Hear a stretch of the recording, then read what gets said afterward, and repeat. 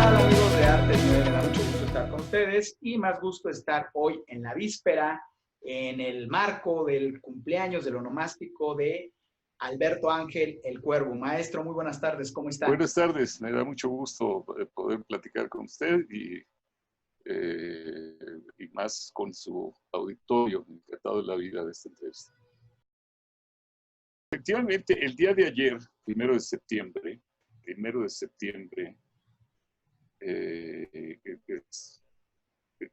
de septiembre de 1950, me recibió en este plano, en esta vida, en la existencia, un ciclón que era el ciclón más intenso, más fuerte que se recordaba en algo así como 50 años atrás, allá en mi natal Nanchital, Veracruz. Mucha gente se pregunta dónde está Nanchital, Veracruz, cuando yo lo menciono, y tengo dos respuestas. Nanchital, Veracruz está a 2 cuadras de Coatzacoalcos, es decir, cruzando el río. Y la segunda respuesta es Nanchital, Veracruz. Cuando no saben a qué me refiero, es uno de los pueblos afamados porque ahí nacían los bebés más hermosos del mundo, hasta que nací yo y ahí se terminó la historia, ¿verdad? Entonces, ese es mi Nanchital, tierra de selva, tierra de madera, tierra de jaramero, pero es septiembre de 1950, de tal manera que soy un debutante del séptimo piso, como dicen. Por otro lado, 1970, inició mi periplo profesional dentro del canto, pues trabajando en aquellos cafés cantantes, como se le nombraba entonces. Usted, por supuesto, es muy joven, ni existía, ¿verdad? Y trabajando en algunos bares también con mi guitarra. De tal forma que este año se cumplen 50 años de estar desarrollándome profesionalmente en este bendito oficio de cantor. Año, pues, de gran significación para mí, porque 70 años, pues, es un número, según los enterados en la ciencia de la numerología, es un número cabalístico, y básicamente por el 7 y el 0, ¿verdad? Que dicen los científicos de las matemáticas que finalmente todos los vectores sumados dan 0. Bueno, entonces el 70 es cabalístico y el 50 es medio siglo. De tal manera que el 2020, y por si fuera poco, viene la pandemia. Con todo lo que estamos viviendo en este año, Bueno, Capicúo. sí, exactamente. Para culminar Capicúo, ¿verdad? Para los amigos que nos están viendo, esto quiere decir que se puede leer en un sentido o en otro. O palindrómico, para hablar también en términos poéticos. Muy bien. Tendré una presentación virtual, por supuesto, porque es la manera en la que lo estamos obligadamente realizando. El 15 de septiembre, una noche mexicana, donde tendré el gusto de participar al lado de mi querida y admirada amiga María Elena Leal Beltrán, quien también estuvo en esa plática con mis queridos amigos de felicitación por mi cumpleaños. Y vamos a cantar en una noche mexicana en donde participarán alumnos míos, entre los cuales está Juan García, que es un tenor excelente, una voz estupenda, que se está preparando con toda acuciosidad y con toda disciplina, cosa que me parece sumamente importante porque la sencillez y la sed de aprendizaje y disciplina en un alumno, eso es lo que para mí es el mejor pago que pueda recibir. Así que vamos a estar el 15 de septiembre en una noche mexicana transmitiendo de manera virtual. Y posteriormente se va a grabar programa especial, por llamarlo de alguna manera, donde tendré la participación de muchos de estos compañeros que han estado conmigo a lo largo de mi carrera. Algunos compañeros ya no pudieron participar, lo habíamos platicado, lo habíamos contemplado, como es el caso de mi siempre querido y admirado amigo Oscar Chávez, o mi no menos querido y admirado amigo Josio. Esta situación pandémica no permitió que pudieran estar ellos presentes de manera física, pero estarán presentes, por supuesto, de manera emocional. Este programa se va a realizar grabado durante 2 días por la afortunada, por la honrosa, para mí, participación de mis compañeros. Ya tenemos la locación seleccionada, ya tenemos los músicos también que van a colaborar conmigo, y se publicará como programa y como grabación de lo que antes era DVD, no sé si todavía se sigue llamando así, pero pues bueno, como siempre digo, yo soy de la cibernética primaria, ¿verdad? No, pero Todo esto, definitivamente. Sí. todo Siguen los esto es DVDs lo y que ahora se Blu-ray. ahora Blu-ray, bueno, ándele pues, qué bueno que me ilustra, muchísimas gracias. Todo eso es lo que pretendemos realizar para pues que quede, insisto, así como un recuerdo tatuado en el corazón este año, con todo lo que implica. De esta Pero forma se va a realizar. así es, esta es la forma en la que se celebra y bueno, se me adelantó, pero bueno, llegamos a este punto. Pero también sé que próximamente el día 4 va a tener una participación en la Feria Universitaria del Libro, tengo entendido. Creo que es el día 6, no 6. recuerdo bien, pero Ajá. es la Feria Internacional del Libro Universitario.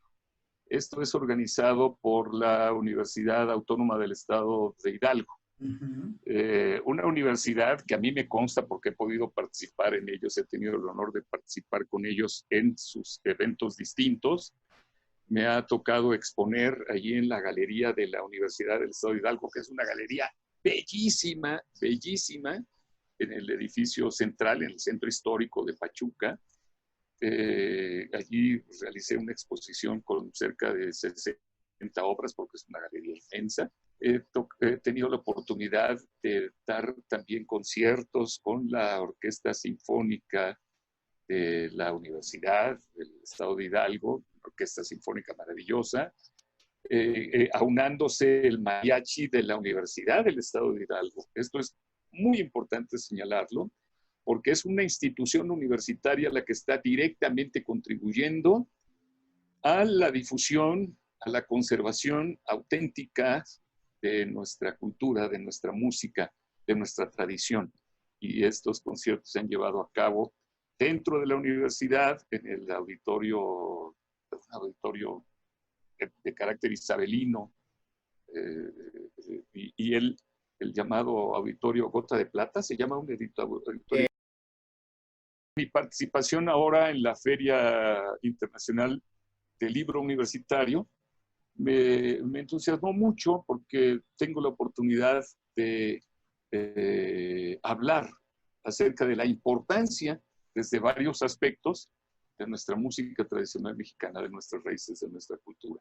No nada más en el aspecto subjetivo, sino en el totalmente objetivo, partiendo, por ejemplo, desde los conceptos económicos, socioeconómicos y políticos. Así que, pues, es un honor participar en esa feria del libro. ¿Cómo llega la música a usted allá en su comunidad, como bien dice, el pueblo donde nacían los niños más bonitos hasta que nació usted? Se lo dijo. ¿Y cómo llega la música a usted? Bueno, yo no consigo la existencia sin el canto, esto siempre lo he dicho. El recuerdo más lejano que tengo es mi madre cantándome, viéndome desde arriba. Mi propia madre me decía que yo cantaba canciones completas a medias palabras, es decir, todavía no hablaba bien cuando ya cantaba pues completas de alguna manera las canciones. pues este maestro, el padre Miguel López, tenía conocimientos corales muy profundos, de tal manera que el coro de Minatitlán tuvo una calidad impresionante. Y yo me honro al decir que fui solista, primera voz de ese coro. Fue mi encuentro con la preparación dentro del canto.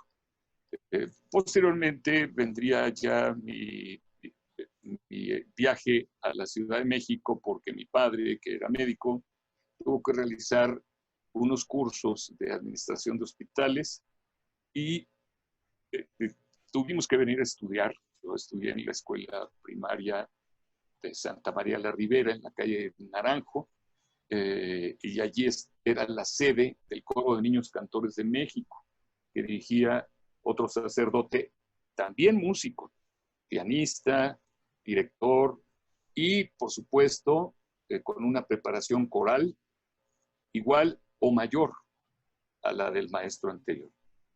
Allí tuve que realizar mi audición y me convertí también en primera voz del Coro de Niños Cantores de México, que eran quienes competían con el Coro de Niños Cantores de Morelia, eran los dos coros más afamados de la República en aquel entonces. Luego vino el cambio de voz.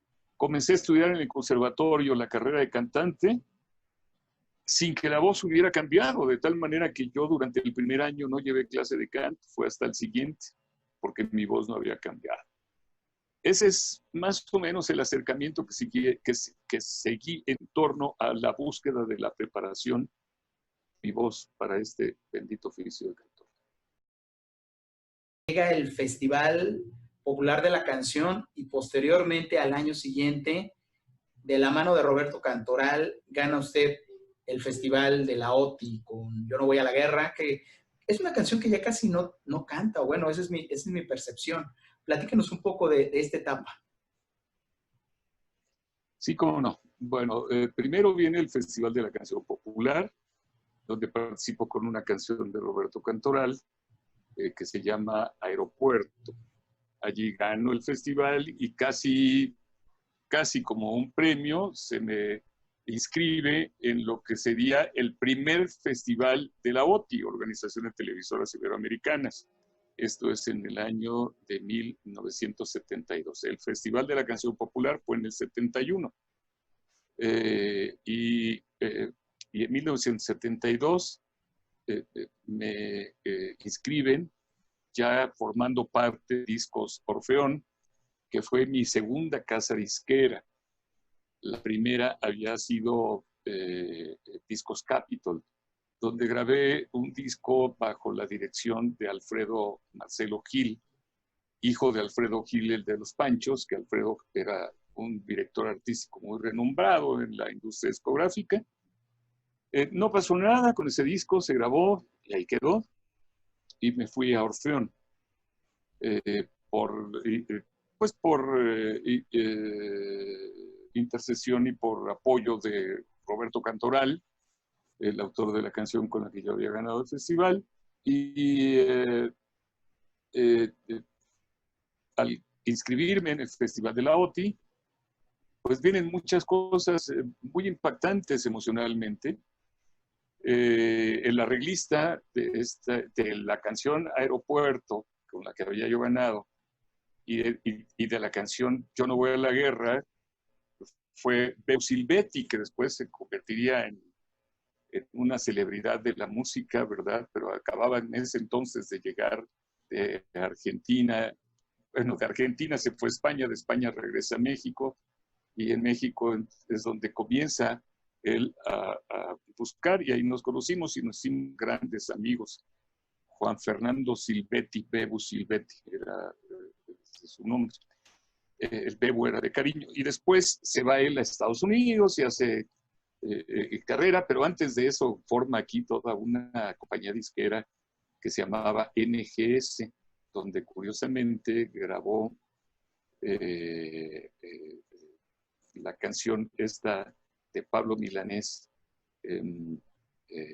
Guadalupe Pineda grabó la de Te Amo, que originalmente no se llamaba Te Amo, sino llevaba el nombre de una mujer.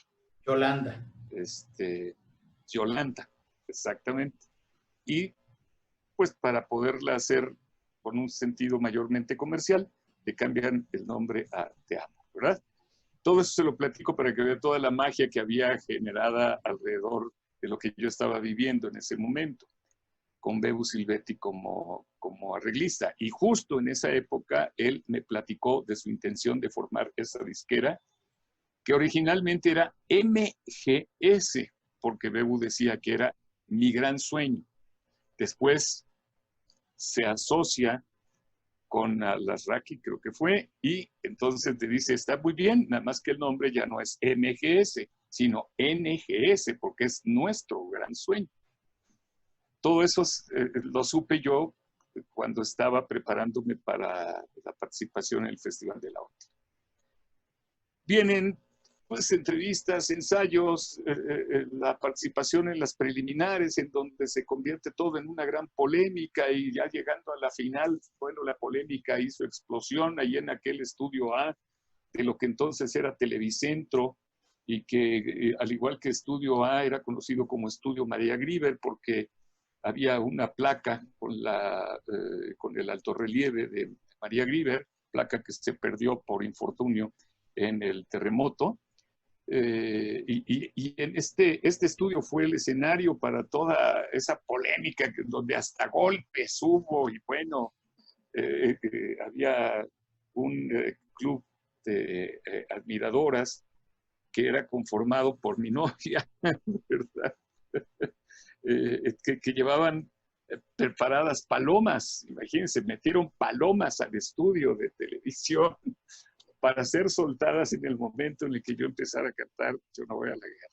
Cuando se arma el pandemonium aquel en el estudio, y Raúl Velasco, mi admirado amigo, pues empieza a decir, es que esto es una guerra, es que esto tiene que haber calma, por favor, les pido calma. Y en ese momento se le para una paloma en el hombro, ¿no? Bueno, todo fue verdaderamente mágico.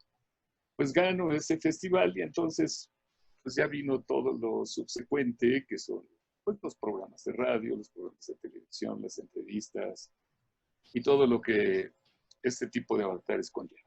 No hubo OTI internacional con la participación de México. Fue una etapa internacional muy poco afortunada, porque dado que la canción era Yo no voy a la guerra y era una canción pacifista, pues motivó que España no nos diera permiso. Entonces no había visa porque no habían relaciones entre España y México. No nos diera permiso de entrar ni a Roberto Cantoral ni a mí. Así que lo que tuvo verdadera importancia relevante pues fue la etapa nacional llevada a cabo en México, ¿verdad? Y eso fue el dato que se quedó, porque la parte internacional, dado que era un festival que empezaba, pues estuvo muy, muy desangelado. Yo sí recuerdo de niño mucho esa etapa en la que aparecía en diferentes segmentos al lado de Paco Stanley, en varios programas, e incluso llegó a tener una sección en ECO, me acuerdo que en la que hablaba de la cultura mexicana, ¿no? Raíces de mi tierra, raíces de mi cultura, algo así se llamaba, ¿no? No, era una sección que duraba 16 minutos, prácticamente era un programa unitario. No unitario, perdón, sino un programa seriado completo. Sí, de hecho sí, porque ECO estaba dividido así, eran 15 minutos de noticias serias, bueno, o información general, 15 de deportes y espectáculos, y después venían 15 minutos de cultura. Entonces, para el formato de ECO sí era un programa completo. De tal manera que era un programa completo. Y ese programa salía en primera instancia en el segmento que tenía Guillermo Ortega dentro de ECO, como parte de ese segmento, pero lo retomaban todos los demás conductores, y lo volvían a pasar, de tal forma que mi programa, que se llamó primero Latinoamérica Cuenta, ¿verdad? Y después México, un canto, pues pasaba a diferentes horarios. Pasaba primero en la mañana con Memo Ortega, luego al mediodía con otra conductora, y en la noche con un conductor más, y en la madrugada volvía a pasar. De tal forma que la presencia pues ahí en televisión era constante. Y yo realizaba pues desde el guión, la producción, la grabación, la edición y la postproducción. Nos pasábamos, mi esposa y yo, en ese entonces ella trabajaba junto conmigo en la realización de este programa, nos pasábamos de las 11 de la mañana a las 7 de la mañana en edición cada semana para entregar el programa ya postproducido para que saliera directo al aire. Ese segmento lo tuve cerca de 4 años. Cerca de 4 años. Prácticamente el tiempo que duró, que fue aproximadamente 4 años. Sí, del 88 al 92, 94 más o menos fue la etapa de oro de este canal que se adelantó a su tiempo, ¿no? Y años después, Sí, bueno. sí, definitivamente. Definitivamente. Me tocó editar en las máquinas de las cintas de 2 pulgadas, cuando la edición era al cálculo con las manos, ¿verdad? Después editar en el sistema Super VHS, que pues era comercial, pero no de tan alta calidad. Y eran procesos de edición muy complicados que llevaban muchísimo tiempo. Si ahora la edición de un programa de televisión es complicada, ya con toda la tecnología digital, pues imagínense lo que era aquel tipo de tecnología primaria. Era tremendamente difícil. Y bueno, pues ahí tuve efectivamente ese segmento que después me dio la oportunidad de tener a mi cargo otros programas, un programa que se llamó Canción de mi Tierra, otro que se llamó México de mis Cantares o algo así, y después diferentes programas en distintas instituciones como el Instituto Politécnico Nacional, Claro. y como... Que ese del 11, aguántame tantito, porque ahorita más bien esto de ECO me remite a aquella etapa que también con Don Francisco estuvo en Sábado Gigante, ¿no? En el que también tuvo Estuve una mucho participación. tiempo, sí. Platícanos eso, o sea, ¿cómo llega, literal, cómo llega a Miami? Iba a decir, pues en un vuelo, ¿no? Pero, ¿cómo llega al programa de Don Francisco? Bueno, debido precisamente a mi participación en el segmento de ECO, pues comienza entonces a hablarse acerca de lo que yo mencionaba, de las temáticas que trataba dentro de la música tradicional mexicana y demás. Y llega esto a los oídos de la gente de producción del programa Sábado Gigante. Por iniciativa de Mario Kreuzberger, Don Francisco, de nombre artístico, se empieza a realizar un programa de concurso de profesionales de la canción tradicional mexicana. Se contrata para esto al mariachi de Cuthberto Pérez, no sé si lo recuerda. Claro, Cuthberto sí. Pérez fue el que formó el mariachi 2000, Sí. así se llamaba, Mariachi 2000 de Cuthberto Pérez, donde gran parte de los músicos eran los hermanos Gama, que después, parafraseando el nombre que era de la autoría de Cuthberto, forman su propio mariachi, se separan de Cuthberto, ¿verdad? Y forman el Gamamil, no de manera muy agradecida, no de manera muy leal, pero bueno, pues es parte del tejemaneje que se dan en este tipo de avatares, ¿no? Pero en ese entonces era el Mariachi 2000 de Cuthberto Pérez, donde estaban ahí todos los hermanos Gama. incluido el papá, el maestro Gama también. Bueno, pues me llaman a mí, me llaman por parte de don Francisco, como parte del jurado. Se suponía que yo iba a tener una sola participación en 4 programas, y pues cuando don Francisco empieza a hacer las preguntas y yo a hablar, pues con un poquito más de información de la que normalmente se hablaba entre los otros jurados y los intérpretes, entonces a don Francisco le causa pues mucho agrado. Y además, con todo lo que yo les decía a los participantes, se empieza a generar una polémica, porque a mí me habían dicho, viene usted a ser jurado de un programa de profesionales o intérpretes que intentan ser profesionales. Entonces, yo pensé, bueno, si son profesionales o intentan ser profesionales, hay que juzgarlos como profesionales. Si usted va a un médico, lo menos que espera del médico es que tenga la preparación adecuada, ¿no? Pues si usted escucha a un cantante, se le tiene que exigir la misma preparación que se le exige en medicina a un médico. ¿Por qué? Porque son profesionales del canto. Y así lo exigía, desde todos los puntos de vista. Desde el punto de vista tradicional, cultural, criticando no solamente la voz y la interpretación, sino también la vestimenta y el conocimiento.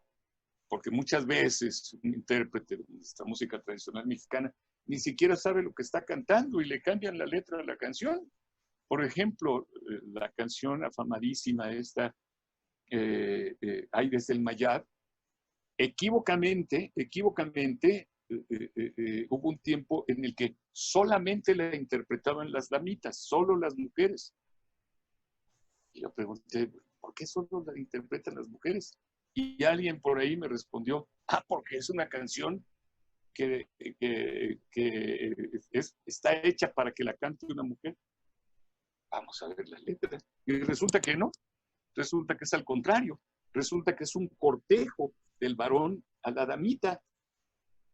Pero a alguien se le ocurrió que como hay un guachapeado, que así se llama el baile en Yucatán, ¿verdad? En ese género tradicional que es la carana, y habla de un rebozo, y comienza diciendo rebozo, rebozo de Santa María. Entonces ya dijeron, pues esto es para que lo cante una mujer. Pues no tuvieron ni oídos ni intelecto para comprender todo lo que el texto dice, que es un cortejo del varón a la mujer.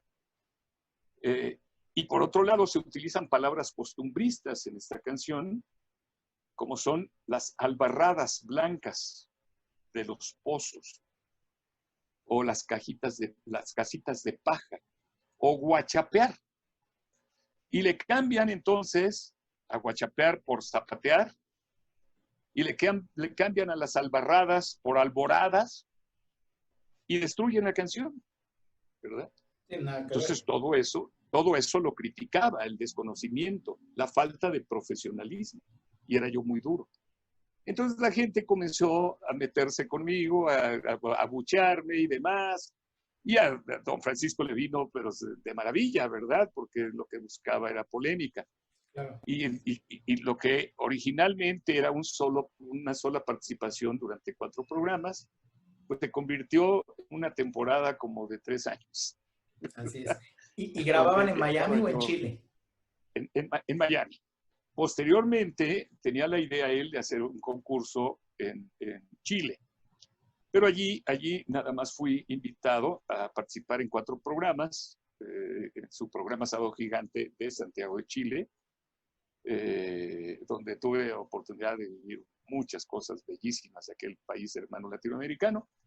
Y el concurso allá no pudo llevarse a cabo por muchas circunstancias y siguieron realizándose otros concursos en Miami. Después de este concurso de la canción tradicional mexicana, vinieron otros concursos de imitadores, Después de los concursos de imitadores, vino un concurso que era donde originalmente se denominaba La Voz, ¿verdad?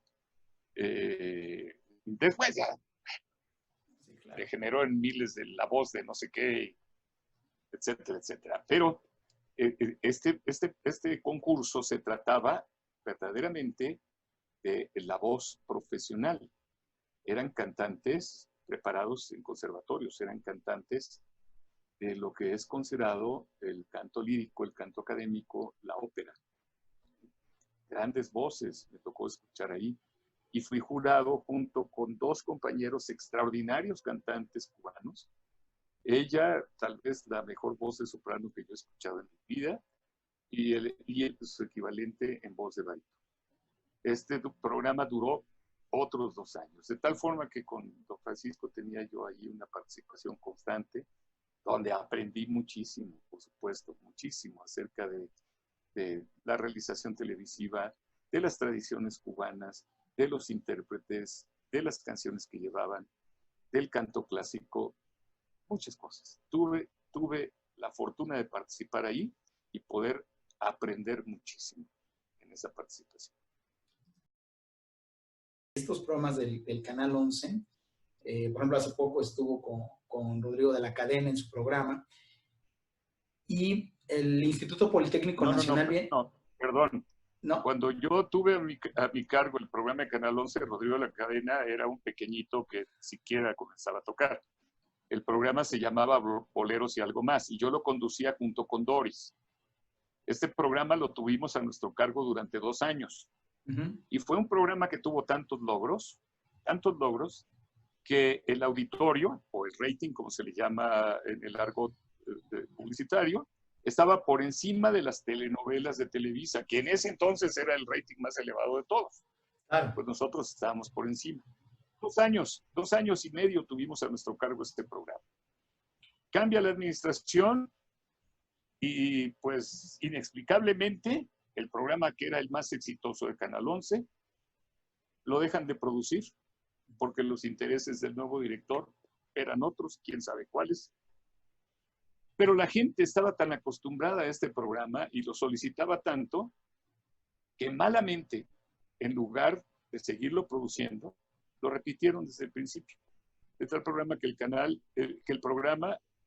tal manera que el programa, fue prácticamente un programa al aire durante 4 años y fracción. Claro, casi los 5 años. Después ya intentan recuperar el programa con otros conductores, dentro de los cuales estuvo mi queridísimo amigo Jorge Saldaña.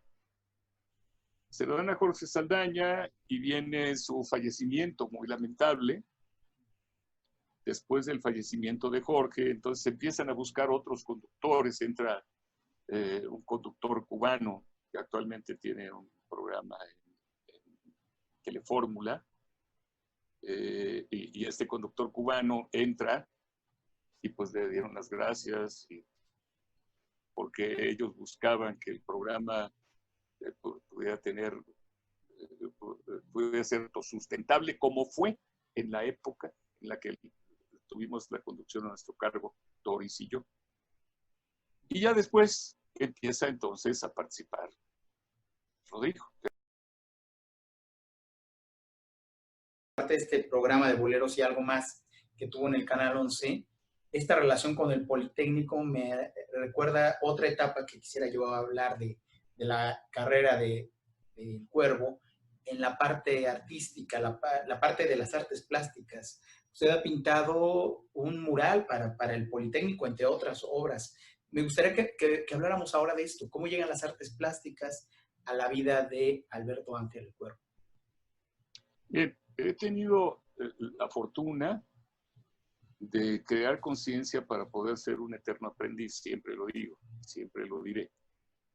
De esta forma, pues en mi afán, en mi sed de aprendizaje, he podido llegar a instituciones maravillosas donde pues he estado intentando enriquecer mi preparación.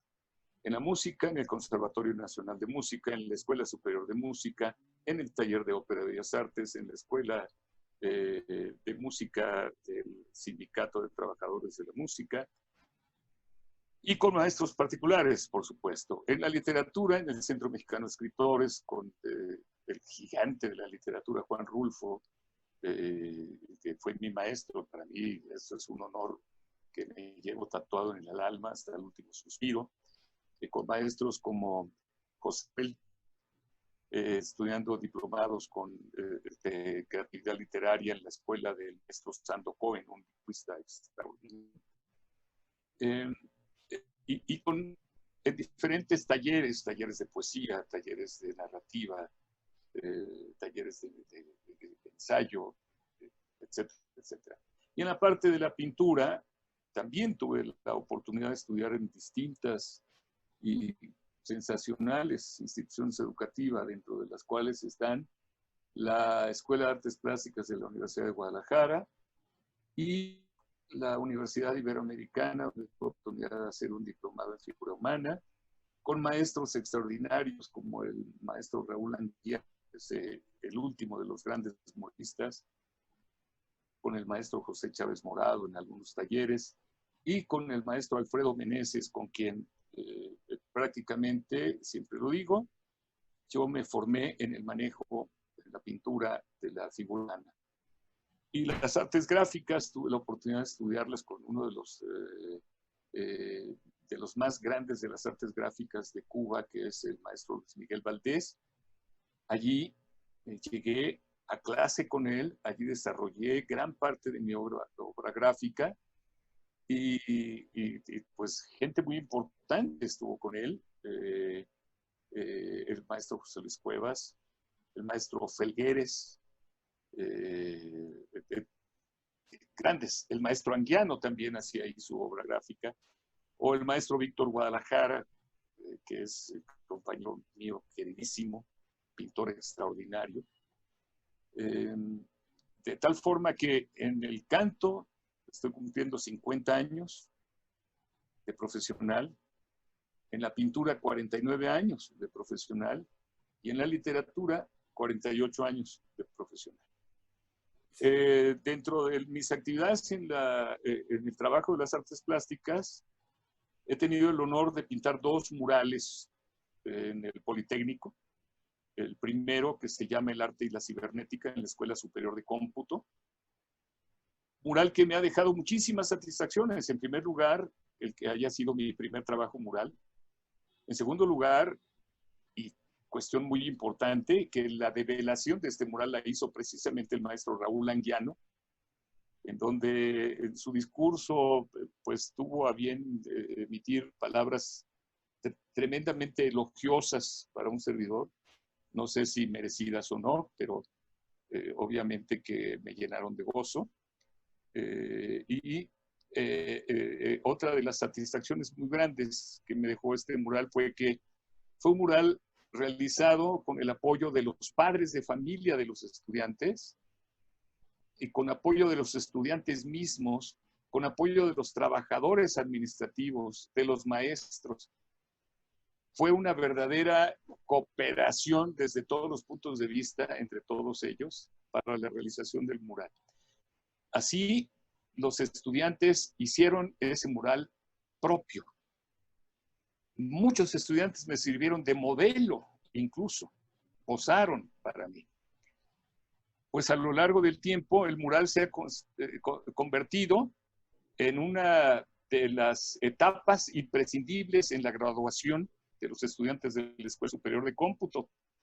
Y hoy en día, parte de la ceremonia de graduación es, terminando de recibir su diploma, tomarse una foto en el mural, que se llama El arte y la cibernética.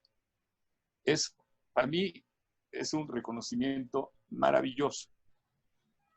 Después vino el segundo mural que se realizó en el CECIT número 3, allá en Ecatepec, un mural de 120 metros cuadrados, que se llama La madre ciencia forjadora de hombres que soportan la industria y el mundo. Este mural fue develado por el doctor Vera, director del Politécnico, y también por mi queridísima amiga Victoria Rufo. Vicky Rufo fue quien junto con el doctor realizó la develación. Iba, por supuesto, acompañada de su señor esposo, mi querido amigo Omar Fayad, hoy el gobernador del estado de Hidalgo. Y estuvieron ahí en la inauguración de este mural, el segundo mural del Politécnico. Yo recuerdo mucho que aquella vez que estuvimos cuando se inauguró la calle José Luis Cuevas, allá en Avenida de la Paz, allá en San Ángel, usted estuvo presente. Hay una gran amistad, o hubo una gran amistad con el maestro Cuevas, ¿no? Sí, efectivamente, una amistad muy bonita que nos permitió compartir pues anécdotas muy emotivas, muy impactantes, sobre todo desde la etapa anterior con el matrimonio que tuvo con la señora Berta. Me tocó vivir después todo el duelo con mi querido amigo José Luis. Me tocó convivir con él en muchas bohemias que llevamos a cabo en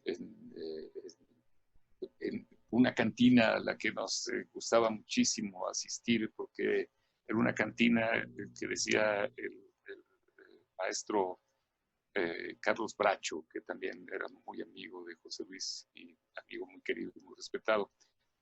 Decía que nos encantaba ir a la cantina, que olía a todo, ¿verdad? Olía a bohemia, olía a intelecto, olía a pecado, olía a todo. Allí nos reuníamos mucho. Cuando Berta falleció, todos sus amigos le hicimos una obra pequeña, mediana, y todas las expuso allí en el Museo José Luis Cuevas. Yo le mandé una obra pequeña, una flor, una rosa, botón, con un fragmento de poema, basado, por supuesto, en lo que había significado para José Luis su existencia con Berta. Y después, pues nos tocó estar juntos en el taller de la Siempre Habana con el maestro Luis Miguel Valdés, donde José Luis trabajaba también parte de su obra gráfica.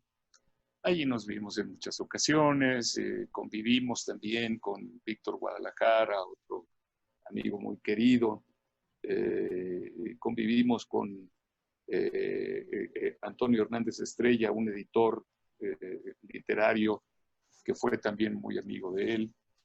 En fin, momentos muy bonitos, y fue el propio José Luis el que pidió que se me invitara para la inauguración de lo que fue, propiamente dicho, no la calle José Luis Cuevas, porque recordemos que la hija del maestro Rivera,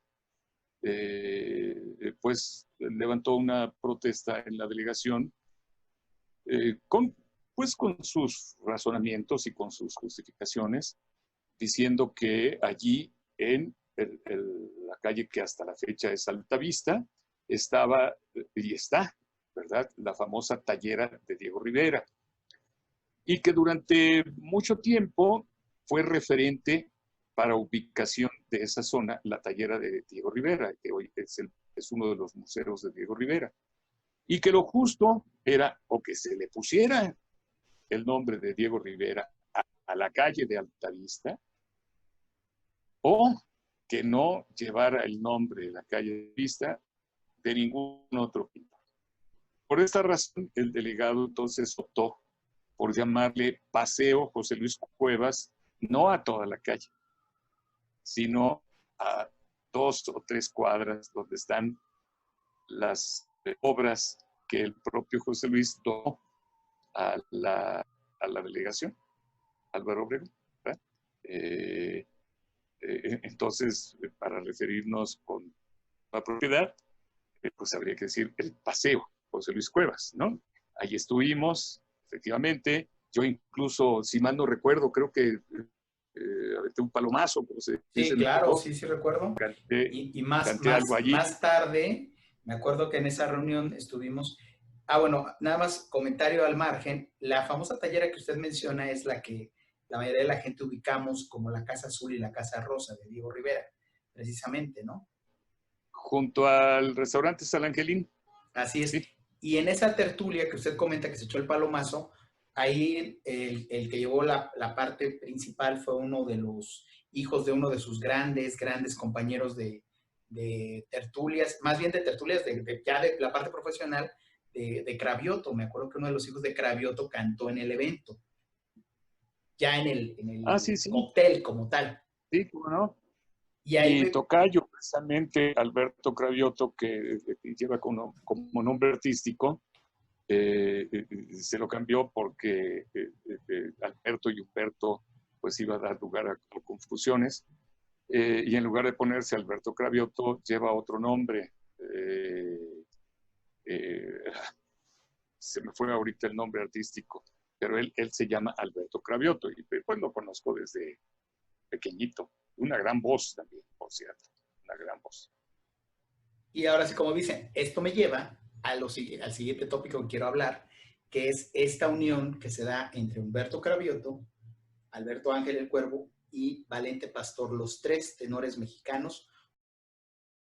Siguiendo las propuestas de mi querido amigo Paco Stanley, porque Paco nos presentaba muy comúnmente a Valente Pastor, a Humberto Cravioto, a mí, alternadamente, y siempre dada la jocosidad y sagacidad de Paco, cuando yo participaba me decía, no, no sabe usted lo que dijo aquí Cravioto, no, qué bárbaro, no, no, no, qué tal? Y todo, sí, sí, sí. Como dicen, Hombre, como si yo fuera decimos, usted, amarrando navajas. exactamente, amarrando navajas. Y cuando llegaba Cravioto le decía que yo había chismado de él, o que Valente Pastor, y así nos ponía a los tres. Hasta que un día, por petición de la gente, Paco nos llevó a los tres a su programa. Y dijo, ahora sí, aquí va a haber una explosión y no sé qué. Bueno, la gente quedó fascinada. Y Paco entonces nos dijo, tienen que grabar juntos. Hay que aprovechar esto, tienen que grabar juntos. Eh, pues allí se dio la posibilidad de realizar este primer disco. Y pues empezó a pensar en el título del disco. Marco Antonio Lugo, que fue el que le tomó la palabra a Paco Stanley, nos decía que buscáramos un nombre adecuado. En ese entonces estaban Plácido Domingo, José Carreras y Luciano Pavarotti con un espectáculo que era Los Tres Tenores, ¿verdad? Se sugirieron muchas cosas, cosas desde que parecían comedia, como Los Tres Alegres Compadres y cosas así, ¿verdad? Hasta que se quedó en el nombre, que fue propuesta mía, Tres Tenores Mexicanos. Pues tanto Marco Antonio Lugo como Paco Stanley lo recibieron con beneplácito y comenzamos a hacerlo. Grabamos el primer disco, lo presentamos con Paco Stanley como era de justicia, y pues la gente quedó fascinada y pues despertó gran interés. Habló con nosotros Marco Antonio Lugo y nos dijo, les voy a pedir un favor. Este primer disco ha sido todo un éxito desde el punto de vista comercial, desde el punto de vista, entre comillas, artístico, y tenemos que grabar otro hasta llegar a 15 discos grabados como Los Tres Tenores Mexicanos. Hasta la fecha, justo antes de la pandemia, dimos un concierto que espero que no haya sido el último, como Los Tres Tenores Mexicanos. Hemos tenido el honor de cantar prácticamente en todos los grandes teatros de la República, de cantar en el Teatro Ópera en Buenos Aires, de cantar en el teatro del Hotel Nueva Orleans en Las Vegas. En fin, muchas cosas muy lindas se desprendieron de esa etapa con el espectáculo Tres Tenores Mexicanos: Valente Pastor, Humberto Cravioto y su servidor Alberto Ángel. Y bueno, definitivamente cuando hablamos de esto no podemos evitar asociar el nombre de Alberto Ángel el Cuervo con María Grieber, como que se han vuelto sinónimos, sobre todo en la parte musical. ¿Cómo llega María Grieber a la vida de Alberto Ángel el Cuervo? Llega desde muy temprana edad. Yo debo haber tenido 3 años y medio aproximadamente. Vivíamos en Las Chapas, Veracruz, que entonces no era un municipio, era un campo petrolero. Y yo recuerdo que yo le daba cuerda al fonógrafo, era un sonido mecánico en ese entonces. Le daba cuerda al fonógrafo y le cambiaba las agujas también, eran como puntas de clavitos, así, sin más ni más. Obviamente los discos quedaban destruidos después de tocar el disco 50 veces, ¿verdad? El fonógrafo, pues, cubrió toda una época y de pronto un día llega mi padre a la casa con un mueble gigantesco que le llamaban la consola, el aparato de alta fidelidad, donde se cambiaba el sonido mecánico del fonógrafo al sonido electrónico, a la música electrónica. Cuando compra mi padre este aparato, llega con esa novedad. Yo no entendía de qué se trataba, ¿verdad? Porque la agujita era finititita de diamantes, se hacía entonces la aguja de tocadiscos, Garrard, me acuerdo, y la consola Telefunken, ¿no? Y el único disco que había en la tienda donde compró mi padre este aparato de alta fidelidad era un disco de Nicolás Urselay que se llamaba Nicolás Urselay interpreta a María Grieber. Cuando yo escuché la música de María Grieber no pude contener el llanto de la emoción que me produjo sus canciones. Y yo desde entonces soñé con cantar la música de María Grieber. Pasaría mucho tiempo, para que yo tuviera la oportunidad de grabar la música de María Grieber, pero siempre intentaba cantarla. Cuando terminé de grabar ese primer disco que se llamó Homenaje a María Grieber, se lo llevamos a Carlos Grieber, Charlie Grieber, como le decíamos de cariño, el hijo de esta insigne compositora. Y cuando lo estaba escuchando en un casetito que ya no existen, ¿verdad? Fueron sustituidos por los CDs, los discos compactos. A medida que lo iba escuchando, se le llenaban los ojos de agua. Yo pensé primero que era por la edad, después me di cuenta que no, porque sacó su pañuelo para enjugarse las lágrimas. Y me dijo: perdóname, Alberto, perdón por el llanto, pero estoy seguro que si mi madre te hubiera escuchado, igual que yo, hubiera derramado el llanto por la emoción de escuchar tu manera de interpretar. Esto para mí fue definitivamente el más grande reconocimiento que pudiera haber tenido. Pero no contento con eso, decidió entregarme un reconocimiento que entregaba la familia directa de la compositora, que era el premio María Grieber, que se le había otorgado anteriormente a José Mojica, se le había otorgado a don Pedro Vargas y se le había otorgado a Tegua, que es una de las más bellas voces que haya dado nuestro México, sin lugar a dudas. Y cuando me lo entregan a mí, me lo entregan en el programa de mi querido amigo Ricardo Rocha. Ahí se me entregó este reconocimiento. Me lo entregó el propio Charlie Grieber. Y me lo entregó aunando la frase que puso del posible llanto de María Grieber al escuchar, ¿no? Y ahí no paró todo. Todavía me llamó un día para decirme que tenía un obsequio para mí.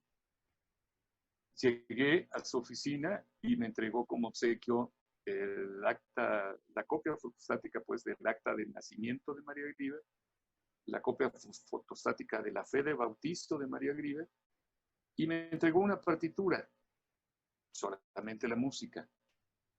Y me dijo, esta canción la dejó mi madre inconclusa. Te quiero pedir que le pongas la letra. Pues imagínese usted el honor tan grande que me estaba confiriendo. Hice la letra, la grabé, la canción la tituló No me jures amor. Está grabada en uno de mis discos, de tal forma que Carlos Grieber, Charlie Grieber, me convirtió, cosa que todavía no alcanzo a creerme, la verdad, en el único coautor que existe de María Grieber. Así llegó María Grieber a mi vida. Ahí atrás, en cada jueves, perdón, cada martes y sábado que tenemos el Nido del Cuervo ahora en internet, podemos apreciar que tiene una biblioteca. Y me acuerdo de esa anécdota que pasa en la película de Descubriendo a Forrester, que llega alguien y le dice, oye, ¿todos esos libros los has leído? Y le contestan, no, nada más los tengo para impresionar a mis amigos. Pero a mí me consta que Alberto Ángel el Cuervo sí ha leído todos esos libros que están ahí atrás, ¿verdad? Pues sí, sí, afortunadamente he sido un vicioso de la lectura. Y sí recuerdo esa anécdota y me río porque en una ocasión me llamó un amigo muy querido, en paz descanse, para invitarme a su casa, que porque tenía algo que proponerme desde el punto de vista profesional. Entonces, había construido un segundo piso, dentro de los cuales estaba la biblioteca, que era circular, de 2 pisos, y me dijo, esta es mi biblioteca. Y yo vi pues, puros vacíos. Le digo, ¿y los libros? Me dice, precisamente para eso te quiero contratar. ¿Para qué? Me dice, para que tú me digas qué libros deben estar en una biblioteca para que cuando la gente llegue de visita diga, ah, caray, este amigo, qué inteligente y preparado es. No, pues sí. Pues entonces me dio mucha risa primero y me dijo, no, no te rías, te estoy contratando para ello. Pues acto seguido, entonces empecé a hacer todo un diseño de las temáticas que debiera tratar, de hacer los ficheros y demás, conseguir todos los volúmenes interesantes, hasta buscar en las librerías de viejo incluso, pues casi incunables, ¿verdad? Libros muy interesantes que hay en las librerías de viejo, como les decimos aquí en la Ciudad de México. Y se hizo de una biblioteca maravillosa. Biblioteca que yo creo que el único que la utilizaba era yo cuando iba de visita a su casa, pero cumplió su función porque muchos amigos de él fueron y se quedaban impactados con la biblioteca, no nada más por la construcción, que era bellísima, sino por el contenido de la misma. Así que entiendo la anécdota que me está diciendo. Sí, siempre hay anécdotas dentro y fuera de los libros. Solo espero que su amigo de la biblioteca no sea un célebre expresidente que tenía una biblioteca muy bonita. No, nada que ver. Porque su Nada que biblioteca ver. también era muy Le voy a, impresionante, hasta en forma circular también. le voy a contar una anécdota, ahora que menciona eso. En una ocasión, a un querido amigo, intérprete de música tradicional mexicana, que es de Guerrero, le fueron a proponer que fuera presidente municipal de su pueblo. Entonces una reportera lo escuchó y le preguntó en una entrevista, oiga, ¿es cierto que va usted a ser presidente municipal de su pueblo? Y su respuesta me fascinó. Dijo, no, no, ¿cómo cree? Nosotros, los cantantes, vivimos de nuestro trabajo honrado. Me encantó su respuesta, ¿verdad? Una respuesta, por supuesto, llena de candor y de inocencia. O quién sabe, vaya usted a saber, ¿no? Me hizo recordar esa anécdota. Pero bueno, el mundo de la literatura es verdaderamente fascinante, sobre todo el mundo de la literatura latinoamericana y castellana. Así es. Podríamos hablar horas y horas y horas, 50 años de carrera en la música, 49 en la plástica, 48 en la literatura y pues lo tenemos que decir, este 1 de septiembre, 70 años de edad, pues se dicen fácil, pero no es así, es 72 de hecho, ¿no? ¿70 o 72 cumplió? 70, 70, 70, 70. Sí, 70, en como dice, 1950.